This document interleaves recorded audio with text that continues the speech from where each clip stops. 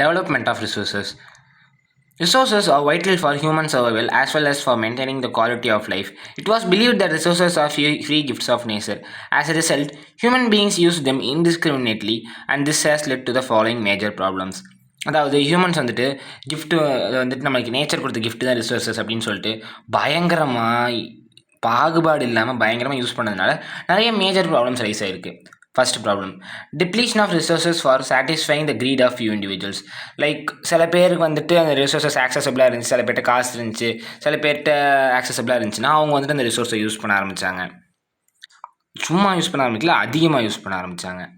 Accumulation of resources in few hands, which in turn divided the society into two segments, haves and have-nots, or rich and poor. அதாவது காசு அதிகமாக இருக்கிறவங்க பொருள் வாங்கிக்கிட்டாங்க, நிறைய பொருள் வச்சுருந்தாங்க, தேவைக்கு அதிகமான பொருள் வச்சுருந்தாங்க. காசு இல்லாதவங்க பொருள் வச்சுக்கல, தேவையான அளவு கூட வச்சுக்கல. Indiscriminate exploitation of resources has led to global ecological crises such as global warming, ozone layer depletion, environmental pollution and land degradation. So இந்த எக்ஸ்ப்ளாய்டேஷனால் நிறைய ப்ராப்ளம்ஸ் ரைஸ் ஆகிருக்கு. இந்த குளோபல் எக்கலாஜிக்கல் கிரைசிஸும் நிறைய ரைஸ் ஆகிருக்கு. An equitable distribution of resources has become essential for a sustained quality of life and global peace. If the present trend of resource depletion by a few individuals and country continues, the future of our planet is in danger. Therefore, resource planning is essential for sustainable existence of all life forms. Sustainable existence is a component of sustainable development. So இப்போ வந்துட்டு நம்ம வந்துட்டு like நிறையா பேர் வந்துட்டு இந்த டிப்ளீஷனை இந்த மாதிரி ட்ரெண்டே ஃபாலோ பண்ணிருந்தாங்கன்னா ஃப்யூச்சரில் நமக்கு வந்துட்டு நம்மளோட ஒரு பிளானட் பயங்கர டேஞ்சருக்குள்ளே போய்டும். அந்த இடத்துல அது வந்துட்டு நம்ம ஃப்யூச்சர் ஜென்ரேஷனுக்கு நம்ம ஒரு நல்ல இடத்த லீவ் பண்ணிட்டு போக மாட்டோம். ஒரு ரொம்ப டேமேஜான ரொம்ப ஒரு பயங்கர கஷ்டமான ஒரு சூழ்நிலையில் தான் இடத்த லீவ் பண்ணிட்டு போவோம். ஸோ இதை நம்ம ஒழுங்காக பார்த்துக்கணும்னா நமக்கு வந்துட்டு சஸ்டைனபிள் டெவலப்மெண்ட்டாக நம்ம வந்துட்டு இம்ப்ரூவ் பண்ணணும், அந்த இடத்துல என்கரேஜ் பண்ணணும். சஸ்டைனபிள் டெவலப்மெண்ட்டாக என்னென்னா, sustainable economic development means development should take place without damaging the environment, and development in the present should not compromise with the needs of the future. அதாவது சஸ்டைனபிள் டெவலப்மெண்ட்னா அந்த டெவலப்மெண்ட்னால ப்ரெசென்ட்டில் இருக்கிறவங்களுக்கும் ப்ரெசென்ட்டில் நம்ம பண்ணுற ஒரு டெவலப்மெண்ட் வந்துட்டு ஃப்யூச்சரில் இருக்கிறவங்களுக்கு எந்த பிரச்சனையும் கொடுத்துடக்கூடாது. அதே நேரத்தில் வந்துட்டு நம்ம வந்துட்டு சுற்றி இருக்கிற என்விரான்மெண்ட்டையும் டேமேஜ் பண்ணாமல் டெவலப் பண்ணணும்.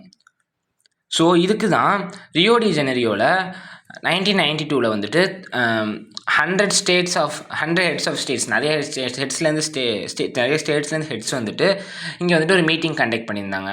இதுதான் first international earth submit.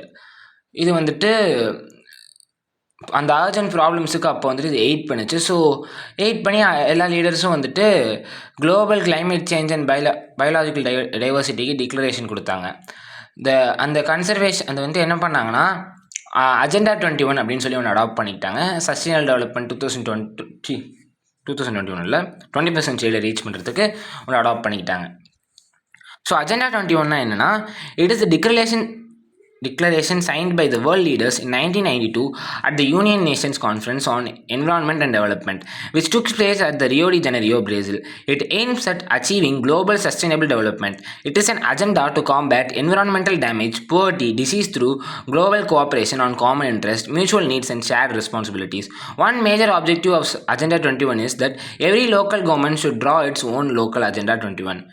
So இப்போ ரியோ டி ஜெனரியோவில் நடந்த அந்த மீட்டிங்கில் நிறையா வேர்ல்டு லீடர்ஸ் எடுத்த டிக்ளரேஷன் இந்த agenda 21.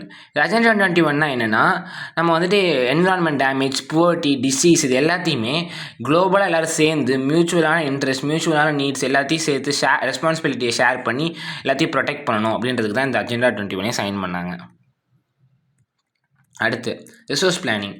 Planning is widely accepted strategy for judicious use of resource.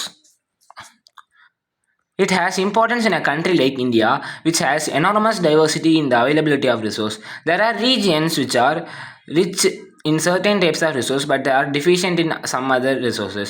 There are some regions which can be considered self-sufficient in terms of availability of resources, and there are some regions which have acute shortage of some vital resources. For example, the states of Jharkhand, Chhattisgarh and Madhya Pradesh are rich in minerals and coal deposits.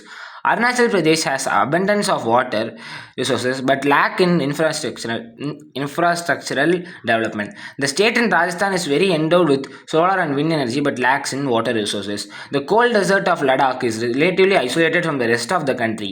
It has very deep cultural heritage but is deficient in water, infrastructure, and some other vital minerals. This calls for balanced resource planning at the national level, state level, regional level, and local levels. So resource planning ஏன் தேவைன்னா நிறைய இடத்துல டிஸ்ட்ரிபியூட்டடாக இருக்குது. So சில இடத்துல resources அதிகமாக இருக்குது, சில இடத்துல ரிசோர்ஸஸ் கம்மியாக இருக்குது. சில இடத்துல ரிசோர்ஸஸ் இருந்தாலும் அதை சப்போர்ட் பண்ணுறதுக்கு இன்ஃப்ராஸ்ட்ரக்சரல் டெவலப்மெண்ட்டில் அதை சப்போர்ட் பண்ணுறதுக்கு டெக்னாலஜி இல்லை. ஸோ இன்ஃப்ராஸ்ட்ரக்சரல் டெவலப்மெண்ட் டெக்னாலஜி இருந்துச்சுன்னா அந்த இடத்துல ரிசோர்ஸஸ் இல்லை. ஸோ இந்த மாதிரி நிறைய பிரச்சனை இருக்கிறதுனால நம்ம வந்துட்டு ரிசோர்ஸ் பிளானிங் பண்ண வேண்டிய அவசியம் அது வந்துச்சு. The availability of resources is a necessary condition for the development of any region, but mere availability of resources in the absence of corresponding changes in technology and institution may hinder development. There are many regions in our country that are rich in resources, but these are included in economically backward regions. On the contrary, there are some regions which have poor resource base, but they are economically developed. அதாவது நமக்கு வந்துட்டு just resources இருந்தால் மட்டும் எக்கனாமிக்கலாக develop ஆக முடியாது. எக்கனாமிக்கலாக develop ஆகணும்னா ரிசோர்ஸஸோடு சேர்த்து அதை எய்ட் பண்ணுறதுக்கு, அதை வளர்க்குறதுக்கு, அதை மெருகேற்றுறதுக்கு டெக்னாலஜியும் வேணும், இன்ஸ்டியூஷனும் வேணும். ஸோ டெக்னாலஜி இன்ஸ்டியூஷன் இருக்கிற நிறைய இடம் ரிசோர்ஸஸ் இல்லாமல் எக்கனாமிக்கலி டெவலப்டாகவும் இருக்குது. அதே நேரத்தில் எக்கனாமிக்கலி அண்டர் டெவலப்டாக நிறைய ரிசோர்ஸஸ் வச்சுருக்கிற ஸ்டேட்ஸும் இருக்குது. The history of colonisation reveals that நம்ம வந்துட்டு இந்த பார்ட்டை மிஸ் பண்ணியிருக்கோமா? ஆமாம், இந்த பார்ட்டை மிஸ் பண்ணியிருக்கோம். ஸோ இதை கவர் பண்ணிடலாம். இப்போது resource planning is a complex process which involves identification and inventory of அதாவது இப்போ ரிசோர்ஸ் பிளானிங்னா இந்தியாவில் வந்துட்டு எப்படின்னா ஃபஸ்ட்டு ஒரு இடத்த சர்வே பண்ணி ஐடென்டிஃபை பண்ணி மேப்பிங் பண்ணி அங்கே என்ன குவாலிட்டியில் இருக்குது, என்ன குவான்டிட்டியில் இருக்குது அப்படின்னு சொல்லி மெஷர் பண்ணுவாங்க. அப்புறம் வந்துட்டு அந்த இடத்துக்கு ப்ராப்பராக டெக்னாலஜி, ஸ்கில்லு, இன்ஸ்டியூஷன் எல்லாமே கரெக்டாக இருக்கான்னு சொல்லி அதை செக் பண்ணுவாங்க. அடுத்து இந்த ஸ்டேட் பிளான் வந்துட்டு நேஷ்னல் பிளானோட மேட்ச் பண்ணுவாங்க. இது வந்துட்டு India has concentrated efforts for achieving the goals of resource planning right from the first 5-year plan launched after independence. So ஸ்டார்டிங்லேருந்து இந்தியாவுக்கு வந்துட்டு இந்த ரிசோர்ஸ் பிளானிங்கை ரொம்ப சீரியஸாக எடுத்திருக்காங்க, நிறையா ஸ்டெப்ஸ் எடுத்திருக்காங்க. இப்போ நம்ம இங்கே கண்டினியூ பண்ணலாம். The history of colonization reveals that rich resources and colonies were the main attraction for the foreign invaders. It was primarily the high level of technological development of colonizing countries that helped them to exploit resources of other regions and establish their supremacy over the colonies. Therefore, resources can contribute to development only when they are accompanied by appropriate technological development and institutional changes. India has experienced all this in different phases of colonization. Therefore, in India, development in general and resource development in particular does not only involve the availability of resources but also the technology, quality of human resources and the historical experience of the people. அதாவது முன்னாடி வந்துட்டு colonisation பண்ணிட்டு இருந்த பீப்புளுக்கு வந்துட்டு foreign இன்வேடர்ஸ்க்கு வந்துட்டு என்னென்னா rich resources தான் பயங்கரமான அட்ராக்ஷன். அவங்களுக்கு டெக்னாலஜி இருக்கிறதுனால ரிச் ரிசோர்ஸஸ் வந்து எக்ஸ்ப்ளாய்ட் பண்ணாங்க. நம்ம இந்தியாவில் வந்துட்டு எக்ஸாம்பிள் எடுத்துக்கிட்டோம்னா பிரிட்டிஷ் பண்ணது தான். நம்மள்ட்ட இருக்கிற ரிசோர்ஸஸ்லாம் எடுத்து அவங்க இருக்கிற டெக்னாலஜி யூஸ் பண்ணி எக்ஸ்ப்ளாய்ட் பண்ணதுனால தான் அவங்க பயங்கர ரிச்சான ஒரு கண்ட்ரியாக மாறினாங்க. ஸோ அந்த மாதிரி இப்போ வந்துட்டு technology, quality of human resources, historical experience, இது எல்லாமே ஒரு டெவலப்மெண்ட்டுக்கு தேவைப்படும். அடுத்து conservation of resources. Resources are vital for any development activity, but irrational consumption and overutilization of resources may lead to socio-economic and environmental problems. To overcome these problems, resource conservation at various levels is important. This has been the main concern for leaders and thinkers in the past. அதாவது resources வந்துட்டு நம்மளுக்கு இருந்தாலும் நம்ம அதை ஓவராக utilise பண்ணோன்னா நமக்கு வந்துட்டு அது என்விரான்மெண்டல் ப்ராப்ளம் கொடுக்கும், நிறைய சோஷியல் எக்கனாமிக் ப்ராப்ளம் கொடுக்கும். ஸோ இதனால் வந்துட்டு நம்ம ரிசோர்ஸை கன்சர்வ் பண்ணி ப்ராப்பராக யூஸ் பண்ணணும். ஒரு எக்ஸாம்பிளுக்கு காந்திஜி என்ன சொல்லியிருக்காருன்னா, there is enough for everyone's need, but there is enough for everybody's need and not for anybody's greed. அதாவது யாரோட பேராசைக்கும் இங்கே எதுவும் கிடையாது. நமக்கு வந்துட்டு நம்மளோட நீடுக்காக தான் நம்ம ரிசோர்ஸஸ் யூஸ் பண்ணணுமே தவிர நம்மளோட செல்ஃபிஷான மோட்டிவுக்கும் நமக்கு தேவை அப்படின்றதுக்காகவும் நம்ம யூஸ் பண்ணக்கூடாது. ஸோ வந்துட்டு அவர் வந்துட்டு இந்த மாஸ் ப்ரொடக்ஷன் இந்த இதுக்கெலாம் அகெயின்ஸ்டாக இருந்தார். அடுத்து land resources. We live on land, we perform our economic activities on land, and we use it in different ways. Thus, land is natural resource of utmost importance. It supports natural vegetation, wildlife, human life, economic activities, transport and communication systems. However, land is a asset of finite magnitude. Therefore, it is important to use the available land for various purposes with careful planning. அதாவது land வந்து நம்மளோட utmost இம்பார்ட்டண்ட்டான ஒரு resource. அந்த resource இல்லாமல் நம்மள எதுவுமே பண்ண முடியாது. ஏன்னா நம்ம லேண்டில் தான் இருக்கோம், லேண்டில் தான் கட்டுறோம், லேண்டில் தான் எல்லா வேலையுமே பண்ணுறோம். ஸோ இப்போ அதே நேரத்தில் என்னென்னா, இந்த ரிசோர்ஸ் வந்துட்டு அன்லிமிட்டடும் கிடையாது. ரிசோர்ஸ் வந்துட்டு ஒரு டைமில் முடிஞ்சிடும். ஏன்னா அதுக்கு ஒரு லிமிட் இருக்குது. ஸோ அந்த லேண்ட் வந்து நம்ம பர்டிகுலராக ப்ராப்பராக கரெக்டாக பிளான் பண்ணி யூஸ் பண்ணால் தான் இப்போ பர்ஃபெக்டாக ஒர்க் அவுட் பண்ண முடியும். இந்தியா ஹேஸ் இப்போ இந்தியாவில் எப்படி லேண்ட் பிரிஞ்சிருக்குன்னு பார்க்கலாம். India has land under a variety of relief features, namely mountains, plateaus, plains and islands. About 43% of the land is plain, which provides facilities for agriculture and industry. அதாவது 43% of India land வந்துட்டு planes தான். அங்கே வந்துட்டு agricultural industry ஒர்க்ஸ்லாம் பண்ணுவாங்க. 30% mountains, அங்கே வந்துட்டு reverse flow கரெக்டாக இருக்கிறதுக்கும் எக்கலாஜிக்கல் ஆஸ்பெக்ட்ஸ்க்கும் டூரிசம் மூலியமாக எக்கனாமிக்கலாகவும் நிறையா விதமாக அந்த 30% ஆஃப் லேண்டும் ஹெல்ப் பண்ணுது. அப்புறம் 27% ஆஃப் லேண்ட் வந்துட்டு பிளாட்டியூ ரீஜியன், அங்கே வந்துட்டு resource of minerals, fossil fuels, forest இதெல்லாம் அங்கே தான் இருக்கும். அடுத்து லேண்ட் யூட்டிலைசேஷன் ஆல்ரெடி போன வீடியோலேயே போட்டோம். ஸோ அதை நீங்கள் செக் அவுட் பண்ணி பார்த்துக்கோங்க. அடுத்து land use pattern in India. The use of land is determined by both physical factors such as topography, climate, soil types, as well as human factors such as population density, technological capabilities and culture and traditions. அதாவது இப்போது humans மட்டும் support பண்ணால் அந்த land ஒழுங்காக use பண்ண முடியாது. அதே நேரத்தில் கிளைமேட் மட்டும் சப்போர்ட் பண்ணால் அது ஒழுங்காக யூஸ் பண்ண முடியாது. ரெண்டுமே, அதாவது ஃபிசிக்கலாகவும் ஹியூமன் ஃபேக்டர்ஸ் இது எல்லாமே சப்போர்ட் பண்ணால் மட்டும்தான் நம்மளால் அந்த லேண்டை ப்ராப்பராக யூஸ் பண்ண முடியும். Total geographical area in India is 3.28 million square meter. Land use data, however, is available only for 93% of total geographical area because the land reporting for most of the northeast states except Assam has not been fully done. Moreover, some areas of Jammu and Kashmir occupied by Pakistan and China have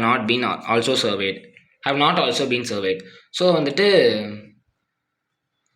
இப்போது இந்தியாவில் வந்துட்டு டோட்டலாக 93% of total geographical area, இந்தியாவோட இதான் மேப்னு சொல்லி அந்த இடத்துல வந்துட்டு 93% நம்ம சர்வே பண்ணுறோம். ஏன்னா மிச்ச இடத்துலலாம் நமக்கு கொஞ்சம் ப்ராப்ளம்ஸ் இருக்குது, அதெல்லாம் சர்வே பண்ணுறதில்ல.